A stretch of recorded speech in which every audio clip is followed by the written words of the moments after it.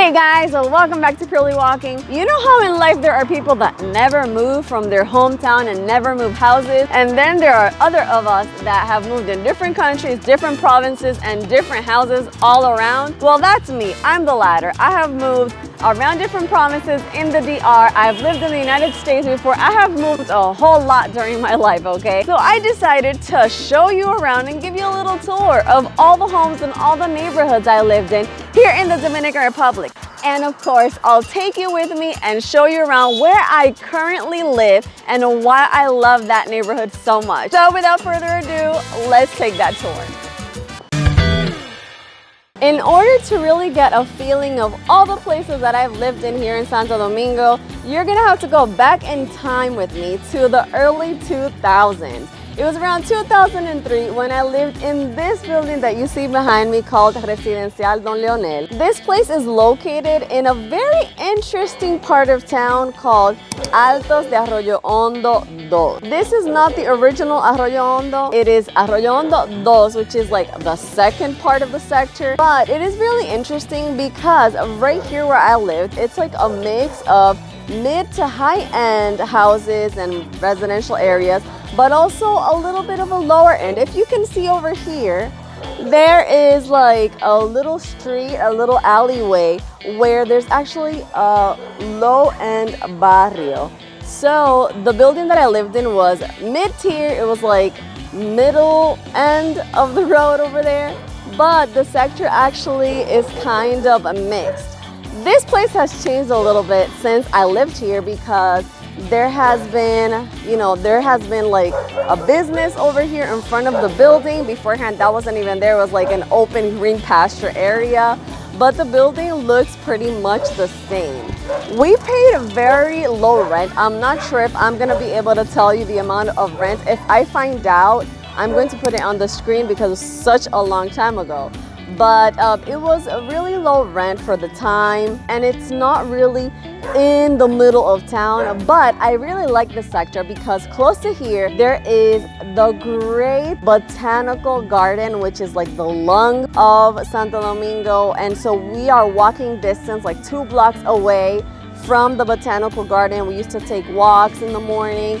There's also a Pizza Hut close by, and since I lived here and moved out, there has been a lot more plazas and businesses, so things are looking up for this little sector, and this was the first place I've ever lived in here in Santo Domingo. So let's go check out the rest.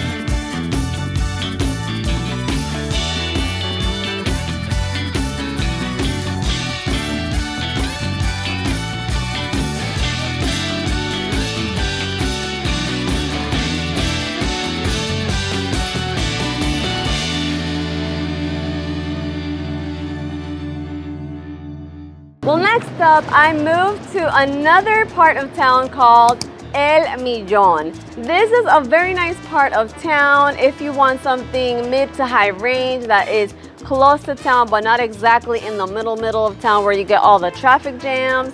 So El Millon is truly up and coming because there are a lot of new buildings being built. I lived in this mid-range building in the 4th floor actually, and it is a walk-up building. And I used to live there very happily because it is a very spacious and beautiful apartment inside, and you get that huge window in the front of your living room, so you get all that air and all that breeze.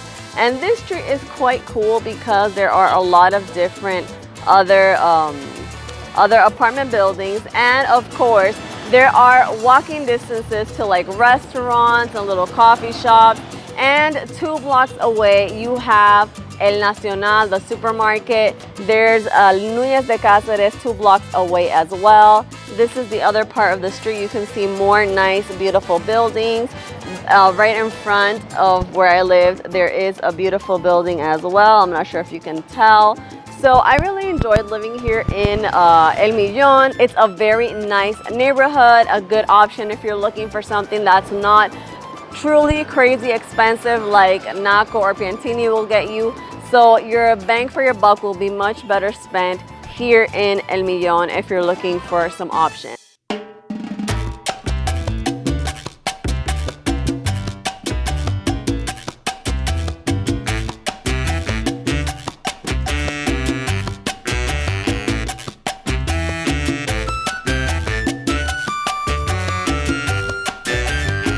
Alright guys, so this next one is a very interesting one. It's right here in El Millon as well. It's like 1 block away from where I just showed you. And this building right here was not even there when I lived here, okay? Over here, what we had was just a big yellow, beautiful house that we rented out as well. And as soon as we moved out, they started building this building here. It was a rental property, but we really enjoyed it there as well. I think it was 2-bedroom and it was a really cool stay. We got to have, you know, nice neighbors and whatnot. They built this building while we were living in the house. So we got to see this building as it was being built. This is also El Millon, same place, just a little distance away from that other building. And they built this beautiful building in here. So that's very interesting. That was a long time ago, but still very nostalgic to come back to my old streets here in Santo Domingo. By the way, sorry for the lighting. It's almost 7 p.m. So night is coming and that's why I'm filming really quickly. So let's go to the next spot.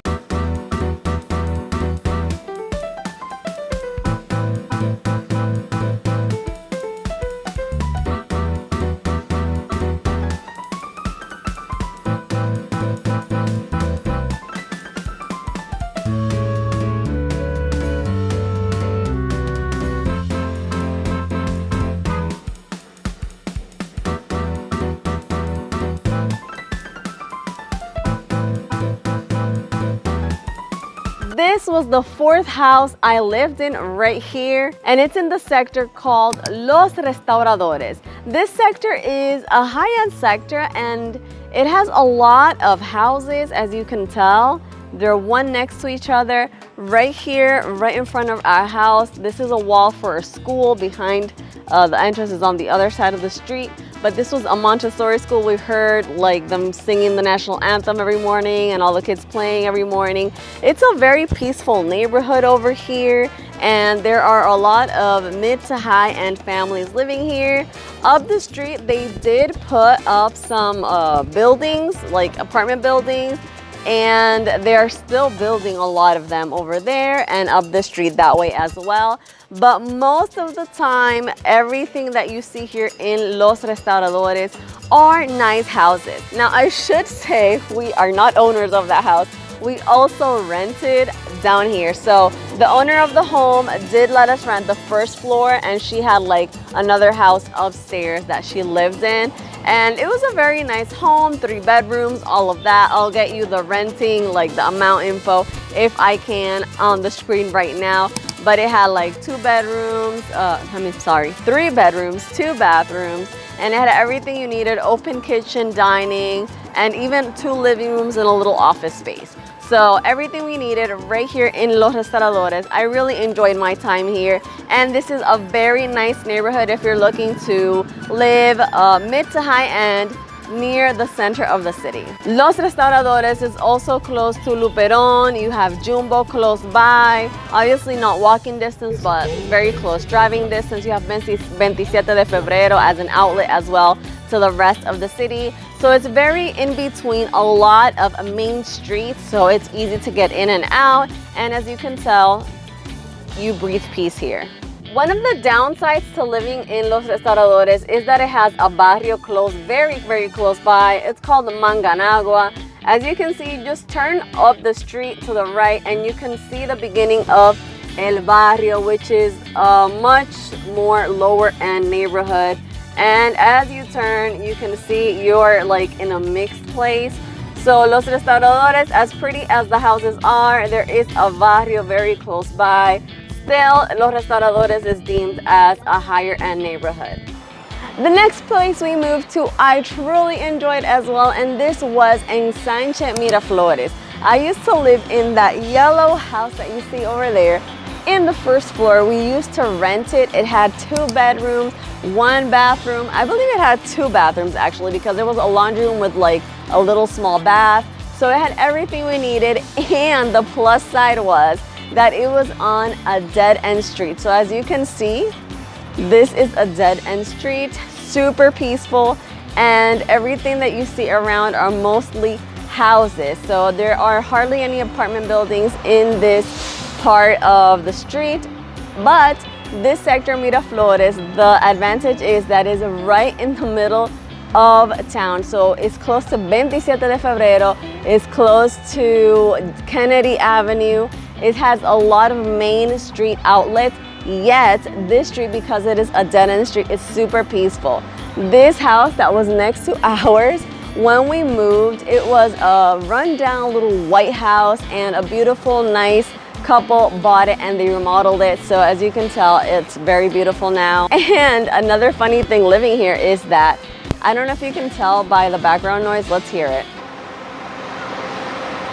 What you hear over there, if you even can hear it, is Caribe Tour. So right there, as you can see, that is the wall for Caribe Tour. So we used to live right there, right next to Caribe Tour. Like the end of our street was actually the wall to Caribe Tour. So in the morning, the funny part was that you can hear, it was kind of like an airport sounding thing, like a little bell, ding, ding, ding. Dear passengers, la, la, la, la, la. And they were telling passengers to get on the bus and telling them that the buses were gonna leave or whatever. So that was a very cute thing. It didn't bother us. It wasn't like a loud noise or anything, but we hear it all the time. One con to living here though is that because we are so close to things like El Caribe Tour and these main avenues, we had to clean our house like every single day because the buildup of dust was real, okay? We had to clean those ACs and like the filters for the ACs and all those things, and like, you know, clean the floors and all that, because since we are very close to the middle of town, dust gathers easily. But other than that, living here was very nice and peaceful. As you can tell around me, hardly any cars come in here because it is a dead-end street. And Mira Flores is a very up-and-coming neighborhood in Distrito Nacional.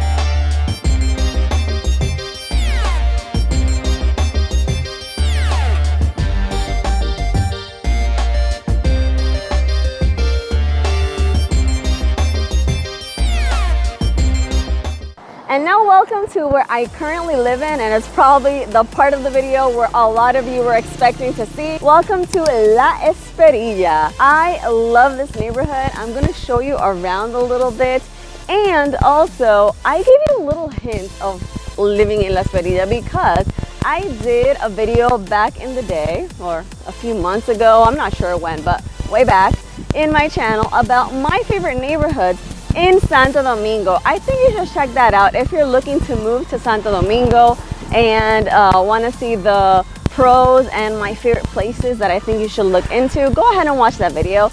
But anyway, my top favorite place that I said in that video was La Esperilla. So of course you can expect for me to live here in this sector. I love this sector because there are so many conveniences. First of all, it's high-end, so you get a lot of fancy places, a lot of beautiful apartments, but there are older homes and older apartment buildings that, even though it is an expensive sector, the older homes are better priced if you want to go to the route of buying.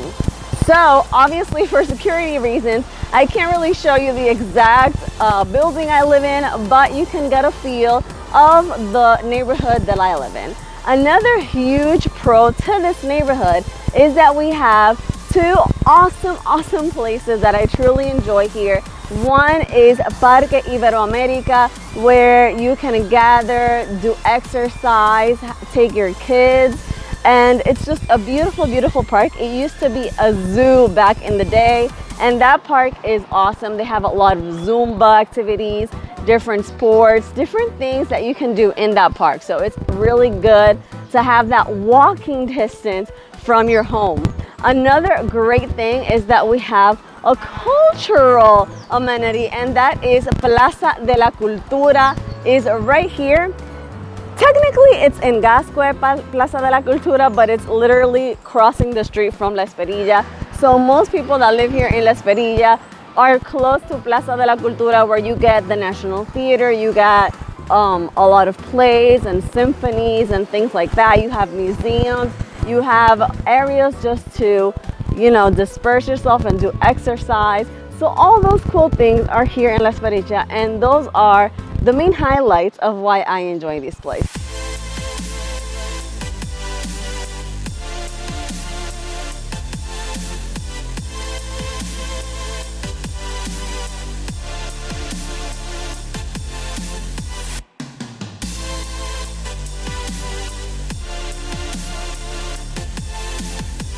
So another really nice thing about La Esperilla is that you have a lot of supermarkets close by, and you have universities close by. Also, there are high-end schools for kids. So if you have a family, there are a lot of bilingual schools. There are high-end universities and things of educational matter. So that's also a plus. We also have in La Esperilla a very famous medical center that is private here, a clinic. It's called Centro Médico UCE, and it's right on Máximo Gómez with Pedro Enrique Ureña, and it's quite famous. There are medical labs and a whole bunch of things that you may need without having to leave the neighborhood. And another really interesting and important point about La Esperilla is its location. La Esperilla is located in the middle of the city, and it's only 10 minutes away from La Zona Colonial, 5 minutes away from El Malecón. So you can see the ocean right away from La Esperilla, just a 5-minute car ride away. Plus, this neighborhood is in high development. There are a whole bunch of apartment buildings that are new builds and ones that are in process of finishing up its construction. So there are new opportunities if you're thinking of buying, and you can check those out here in La Esperilla. By the way, I'm here in Plaza de la Cultura, and they're soon going to do a book fair. They do this annually, and it's a really fun experience over here. So if you see people painting and working around, it's because the book fair is almost happening. But anyway, I was talking about La Esperilla and its location, and I really love the fact that over here, you don't have any barrios close by. You remember how I said in Los Restauradores you have a barrio close by, which is Manganagua? Here in La Esperilla, that's a no barrio close by, so I really enjoy that part. And when I talk about barrios, guys, I really don't want to sound like a snob at all. It's just that since barrios are more informal, they take away from the beauty of a place. And I know I've been in barrios, and I know there are lots of wonderful people there, but it is also a fact that most of tigres and people that like do steal stuff and things like that are more of a lower socioeconomic status. So there is more criminal activity from people coming from those type of lower end neighborhoods, of course. So I really truly don't want to sound stuck up, but I hope that you get the feeling that I'm trying to convey when I'm talking about barrios not being close by to La Esperilla. Comment down below your thoughts on this. Needless to say, here in Plaza de la Cultura, there is also a subway station. So you can access the subway system directly from here. And this is just one avenue away from La Esperilla. So all you have to do is cross Máximo Gómez Avenue and you are right here where you have all the access to Plaza de la Cultura and of course, the entire subway system. The subway stop that's here in Plaza de la Cultura is called Cassandra da Millon, in case you were wondering. So guys, that was the little tour of all the homes I lived in here in Santo Domingo. Needless to say, for all those great reasons, I chose La Esperilla and we actually bought an apartment here. So I'm no longer renting and I bought here. If you have any questions regarding buying a home here or what the prices are around this neighborhood, just let me know in the comments and I'll be sure to answer any and all questions that you may have, and of course that I have access to the answer. So guys, this is me signing out, and of course I'll see you in my next video. Bye bye from sunny Santo Domingo.